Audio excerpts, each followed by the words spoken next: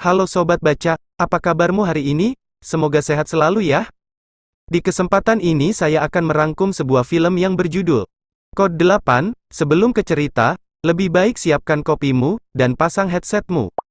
Dan kita mulai ceritanya. Di film ini, ceritanya hampir seperti X-Men, yakni banyak orang yang terlahir dengan kemampuan spesial. Tapi tidak dianggap mutan, mereka yang punya kekuatan super, wajib mendaftarkan dirinya ke data pemerintahan, supaya mendapat izin, bimbingan, dan arahan, agar punya pekerjaan, sesuai dengan kekuatannya. Namun seiring berjalannya waktu, manusia-manusia dengan kekuatan super ini pun, tergantikan oleh kemajuan teknologi, bahkan pemerintah menciptakan robot polisi, untuk melindungi warga sipil dari manusia-manusia super pengangguran, yang menggunakan kekuatan mereka untuk kejahatan, ataupun kegiatan ilegal. Baru-baru ini, diketahui, jika pemerintah Amerika Serikat, sedang menghadapi masalah baru, dengan narkoba jenis baru, yang sangat kuat dan mematikan, yang disinyalir merupakan narkoba yang dihasilkan dari sumsum tulang belakang manusia berkemampuan super, yang diekstrak jadi barang haram, yang mematikan, sehingga ini menjadi sebuah permasalahan baru, bagi para penegak hukum untuk menghentikan penyebaran narkoba jenis baru ini. Dan kisah akan berfokus pada seorang pemuda bernama Kenner Reed, seorang pemuda pemilik muatan listrik atau biasa disebut sebagai elektrokinesis yang berarti mampu mengendalikan bahkan menghasilkan sejumlah listrik dari dalam tubuhnya. Kenner memiliki seorang ibu yang sedang sakit, sehingga dia harus bekerja keras, untuk mendapatkan uang, demi pengobatan sang ibunda, sekaligus biaya hidup sehari-hari. Tidak seindah di dunia X-Men, Avenger, dan Justice League, dan universe lain, manusia super di film ini, diperlakukan sebagai warga sipil biasa, yang tidak ada bedanya dengan masyarakat konvensional pada umumnya. Lebih parah lagi adalah, Kenner, dan beberapa manusia super lain, saat ini bekerja sebagai kuli bangunan. Kuli tidak bermaksud merendahkan profesi, tapi saya sendiri juga mantan kuli. Tapi ini manusia super low, istimewa, beda dari yang lain. Masa kekuatan supernya hanya dipakai buat angkat kayu dan batu bata, kan aduh, sayang banget. Menyia-nyiakan apa yang sudah Tuhan berikan. Kenner kan punya kekuatan listrik, padahal mah tinggal di Indo bisa banyak kepakainya, kerja di PLN, soalnya saya suka rungsing, di daerah saya, di salah satu desa, di daerah Jawa Tengah, sering sekali mati lampu, akibat adanya jadwal pemadaman listrik secara bergilir, ketika bukan jadwalnya pun sering mati. Kasihan mama saya, sering ketinggalan episode sinetron kesayangannya. Tak lama, muncul drone raksasa, beserta petugas berwajib, yang datang sesuai laporan. Jika salah satu tukang bangunan di sana, belum memiliki izin resmi, untuk menggunakan kekuatan supernya, dan salah satu tukang, teridentifikasi punya surat perintah penahanan, sehingga dia langsung diamankan, dan sempat melakukan perlawanan, dengan mengeluarkan kekuatan semburan apinya. Tetapi,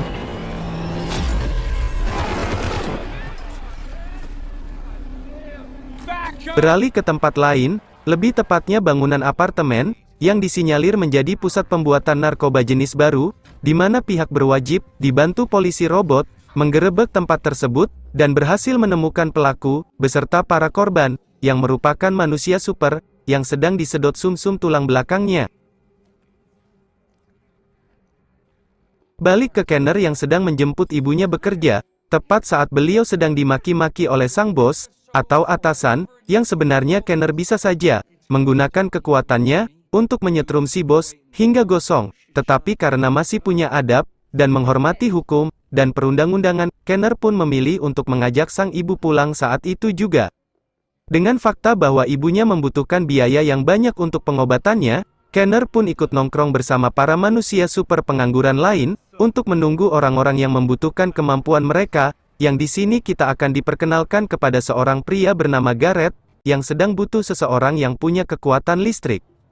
Ternyata, Kenner dibayar $200, hanya untuk mematikan pagar listrik, supaya Garrett dan dua kawannya, bisa masuk, di mana mereka semua mencuri beberapa drum berisikan cairan tambahan untuk pembuatan narkoba jenis baru, yang pada saat itu ada penjaga yang memergoki mereka berempat.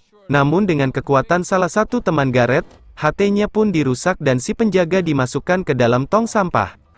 Kenner pun diajak ke tempat orang yang memperkerjakan Garrett, yaitu seorang bos kriminal, bernama Marcus. Ini makhluknya, yang kebetulan punya kekuatan membaca pikiran, yang saat ini sedang dihadapkan pada masalah, ketika dirinya harus segera melunasi hutang kepada seorang rentenir kejam, di mana Markus diberikan waktu 1 minggu untuk menyiapkan semua uangnya, karena kalau tidak, si rentenir akan memakai cara barbar untuk membuat Markus mengerti. Selesai dengan si rentenir, Markus pun langsung menemui Gareth, untuk menyampaikan bahwa saat ini dirinya belum bisa membayar drum hasil curiannya, namun Markus memiliki solusi lain, agar mendapatkan bayaran, yaitu melakukan pekerjaan lain, dengan uang yang lebih besar di dalamnya. Markus sendiri diketahui memiliki penyakit yang sulit disembuhkan, namun selama ini dia masih bisa bertahan hidup dengan memanfaatkan seorang gadis yang kecanduan narkoba, bernama Nia, yang memiliki kekuatan penyembuh, yang meskipun penyakit Markus tidak sembuh secara total, setidaknya bisa bertahan hidup lebih lama lagi. Dia bernama Alex, sahabat baik Dominic Toretto, yang sekarang menjadi seorang polisi, yang kebetulan ikut dalam penggerebekan apartemen kemarin. Dia dan pihaknya optimis untuk bisa menangkap dalang di balik pembuatan narkoba jenis baru ini, yaitu si Markus. Kembali ke Kenner, yang terlihat sudah bersama Gareth, dan 2 temannya, dia diajak melakukan sebuah pekerjaan beresiko tinggi, yaitu merampok bank. Namun sebelum itu, Gareth perlu mengetahui seberapa besar kekuatan listrik yang dimiliki oleh Kenner, sehingga Gareth yang punya kekuatan telekinesis pun, melatih Kenner untuk bisa mengendalikan kekuatan listriknya, agar bisa cukup kuat, untuk melakukan serangan dan hantaman seperti layaknya God of Thunder yaitu Thor. Setelah kekuatan listriknya cukup kuat untuk menghidupkan 500 powerbank, dan menyalakan rice cooker, sampai nasinya matang, Kenner pun dijadikan penagih utang, sekaligus pengedar narkoba oleh Gareth. Bahkan dengan kemampuannya yang sudah naik level, Kenner pun mengancam bos ibunya agar berlaku lebih baik, jika tidak ingin tititnya gosong seperti sosis bakar. Tibalah pada misi utama mereka yaitu merampok ban. Kenner berhasil melumpuhkan security, dan segera pergi ke ruangan brankas. Namun alangkah terkejutnya Gareth dan kawan-kawan, ketika semua uangnya keburu disetorkan ke kantor pusat, jam 4 sore tadi. Sehingga dengan semua resiko tinggi, tidak mendapatkan apa-apa, dan justru harus didatangi oleh drone dan polisi robot, yang akan menangkap semua, tetapi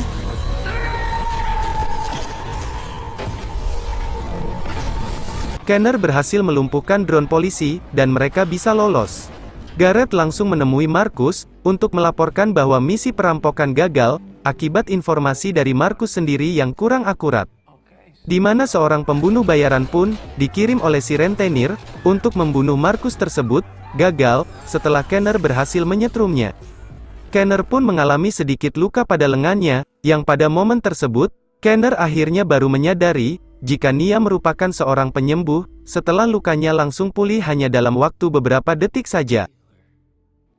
Di saat yang bersamaan, ibu Kenner akhirnya menyadari tentang perlakuan anaknya, setelah bosnya bersikap beda, dan terlihat ketakutan, yang alhasil terjadi sedikit perdebatan antara ibu dan anak, yang membuat sang bunda akhirnya tumbang dan harus dilarikan ke rumah sakit.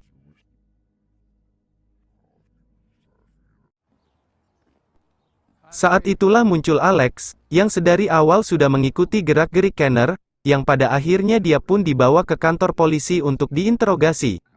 Alex menceritakan tentang sejumlah narkoba yang sudah polisi sita, yang akan dibakar dalam waktu dekat ini, sehingga Kenner diminta untuk mengakui semua keterlibatannya, supaya apabila nanti kasus ini terungkap, dirinya tidak akan ikut dilibatkan. Kenner menolak memberikan informasi apapun, ataupun mengakui kesalahannya, kecuali dirinya sudah punya cukup uang untuk menyembuhkan penyakit ibunya. Setelah Kenner dibiarkan bebas, dia pun ikut dengan Gareth, pergi ke tempat Markus, yang berkat informasi dari hasil interogasi tadi, Kenner memiliki sebuah ide untuk merebut semua narkobanya, sebelum dibakar oleh polisi, dalam prosesi pembakaran barang bukti, di mana Kenner memiliki satu syarat yaitu, Nia. Sementara Gareth ingin keuntungannya dibagi 50-50 apabila rencana ini nantinya berhasil.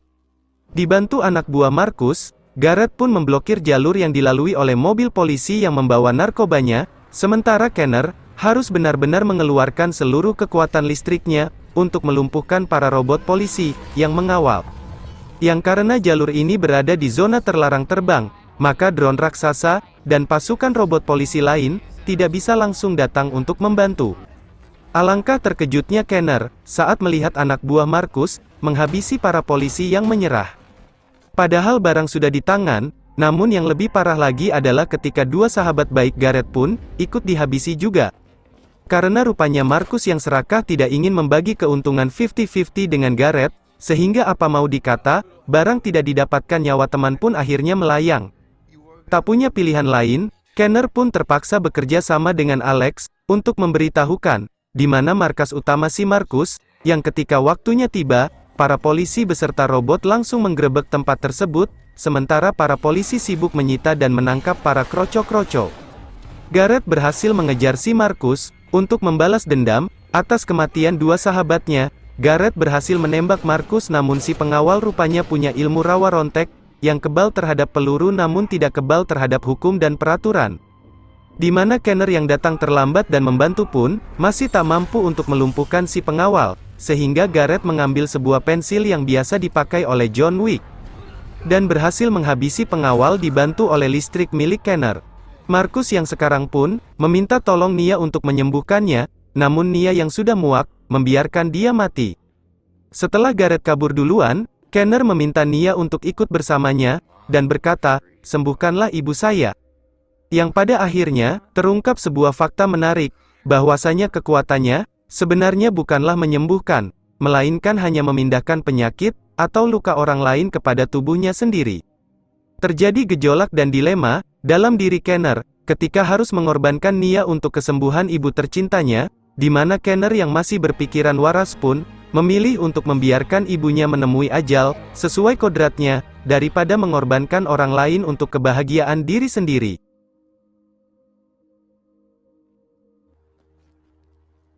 Setelah semua selesai, Gareth terlihat membayar semua hutang Markus, pada si rentenir, dan mulai sekarang Gareth menjadi pengganti Markus, untuk memulai bisnis ini, sehingga kejahatan dan keburukan akan terus ada, selama kita masih hidup di dunia ini, dan film pun selesai.